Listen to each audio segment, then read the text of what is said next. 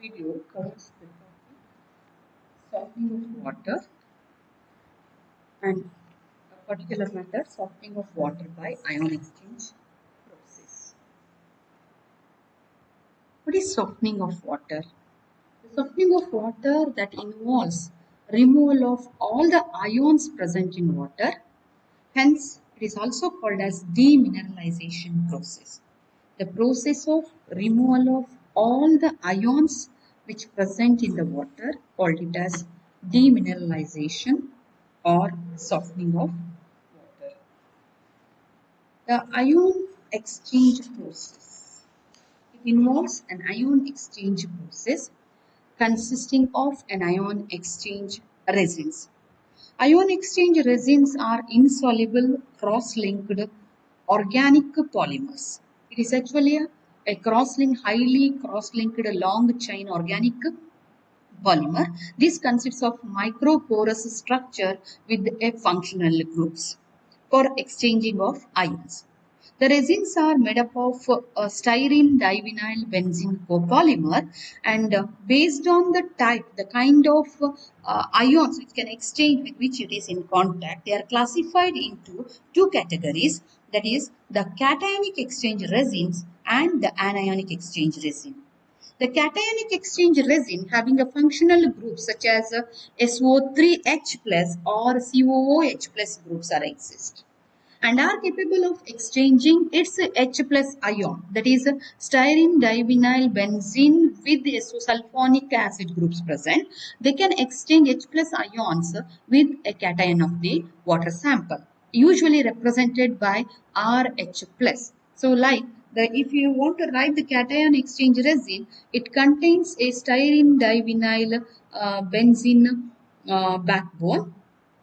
So like this is a long chain organic polymer. So CH2, CH like. So it is continuous. Here this consists of SO3H plus ions. This is a fixed one, whereas H plus ion can able to exchange a particular ion, H plus ion, with which it is in contact with the water molecules. See again here you may observe SO3 minus H plus. Here that the large number of sulfonate components are present. How we can able to generate this type of mesh or a resin?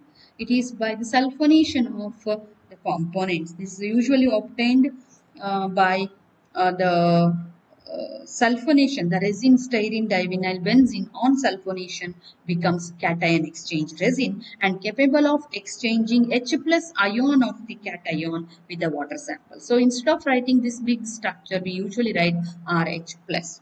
Then the next type of resin is an anion exchange resin, and these resins have a functional group such as amine, quaternary ammonium groups, etc. of their hydroxide salts and are capable of exchanging hydroxyl ions with which the anion of the water sample and is represented as ROH minus. We can write this structure, the big structure like this. Here CH2, again the backbone is the same, the styrene divinyl benzene. So here instead of that the quaternary ammonium component exists, CH2 NR3 any group plus and OH minus. It is linked with the CH2 CH CH, maybe like this CH2 again styrene backbone with CH2 N3 plus minus here like this. So it's a large component organic polymer with the functional group ROH. Instead of writing big structure, we usually write ROH minus. Like the two anionic exchange resin and the cationic exchange resins are present, and these cationic exchange resins are mainly get by the resin styrene divinyl benzene complex on treatment with the sodium hydroxide. That becomes an anion exchange resin and capable of exchanging an anion. So how this help for softening of water? The softening of water is nothing but the removal of all the ions which present in the water. Okay, that is a demineralization process. Removal of all the ions which present in the water. That is a demineralization of water.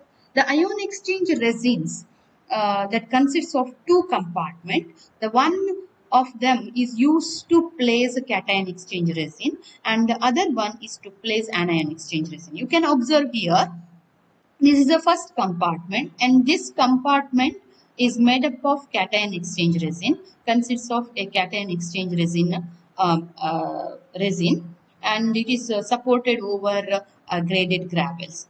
Another compartment is made up of anion exchange resin. So consists of anion exchange resin with the free OH minus ion and it is again supported by means of a graded gravels. So to this compartment there are two other compartments we observe. The one is alkali for resin regeneration. Another compartment is acid for resin regeneration. That is for regeneration of respective resins, acid and alkali. That is a acid, the one compartment, and alkali regeneration units are connected to each resin compartment. Okay, so this is a broad picture of the softening of water, but what we observe in the picture is just two cylinders. In that cylinder we observe the we usually a cation exchange resin and the anion exchange resins are placed. So here the water sample containing the mineral is first allowed to pass through the cation exchange resin, which can exchange cations with the cations which present in water. What are the possible cations present in the water? That is calcium and magnesium ions present in water. It will exchange that particular ions. So resin, what we write is just RH plus. It will exchange Ca2 plus ion and forming R2 Ca2 plus 2H plus. Okay, like this. In the same way, RH plus, if magnesium ion is present, it will exchange with the mesh and forming R2 Mg2 plus 2H plus. Okay, like it will exchange a positive ion of the water with the positive ion of the resin. Okay, so then the water which is free from all the cations, maybe sodium if it is present again it can exchange, are further allowed to pass through the anion exchange resin in a second compartment where anion exchange resin will exchange its anion OH minus with the negative ions. Here, then the water which is free from calcium positive ion then pumped through a anion exchange resin. So it mainly exchange the anions like a chloride, SO4 2 minus and CO3 2 minus ions, the negative ion. It will exchange with the hydroxyl ions. We can represent this way. So the mesh is a ROH minus plus the negative ion what is present in the water is a chloride forming RCl plus RCl again I'll write minus plus OH minus. The charge get balanced. Two negative charge in the reactant and two positive charges.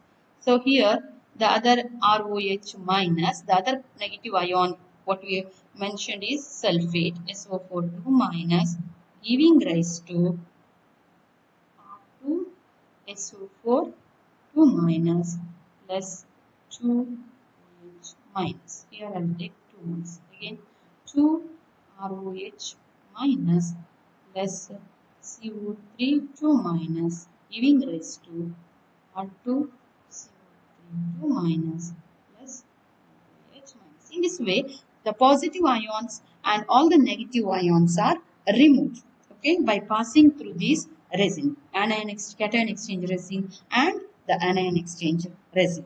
The water collected from anion exchange resin is totally free from all the ions or a mineral known as demineralized water. Now the H plus ion formed at cation exchange resin combine with the OH minus ion formed at anion forming water molecule or combine to form a water molecule. So after prolonged use of production of large amount of demineralized water, the ion exchange capacity of both the resin gets reduced or will exhaust and it stop working, or even it is working, the purity of the water or getting demineralized water becomes less. So that's why the two resins, cation exchange resins and the anion exchange resin, should be regenerated.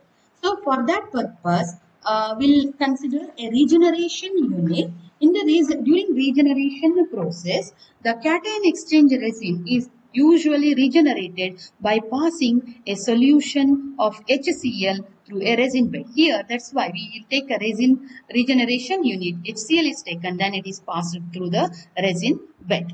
So when we pass these ions to a resin beds, that time the resin bed contains the positive ions which is trapped, like it is in the form of Ca, R2Ca2 plus, or the resin bed contain R2 Mg2 plus. When you introduce the HCl, it will exchange the HCl, the introduced H plus ion of the HCl with a positive ion which is absorbed by the by the resin. So it will regenerate the mesh. So 2RH plus plus CaCl2. Here it becomes again 2RH plus plus MgCl2. Okay, so here the ions what we observed in the cation exchange, resin is trapped Mg2 plus and Ca2 plus. So when you add, when you introduce, when you pass HCl, it get replaced with the H plus ion of the acid. Okay, then after that the acid contain acid and calcium chloride. So the resin bed is washed with the soft water to remove the formed calcium chloride and magnesium chloride. Similarly, the anion exchange resin is regenerated by passing a solution of sodium hydroxide to resin bed. So what are the component formed? RCl minus, R2SO42 minus and R2CO3 minus is observed in the resin bed, like RCl minus, R2SO42 minus and R2CO3 minus is observed in the resin bed. It will exchange with the negative ion of the sodium hydroxide, that is OH minus ion, and regenerate the resin bed, ROH minus plus NaCl, or it will regenerate like this. Here it is, I'll take the first resin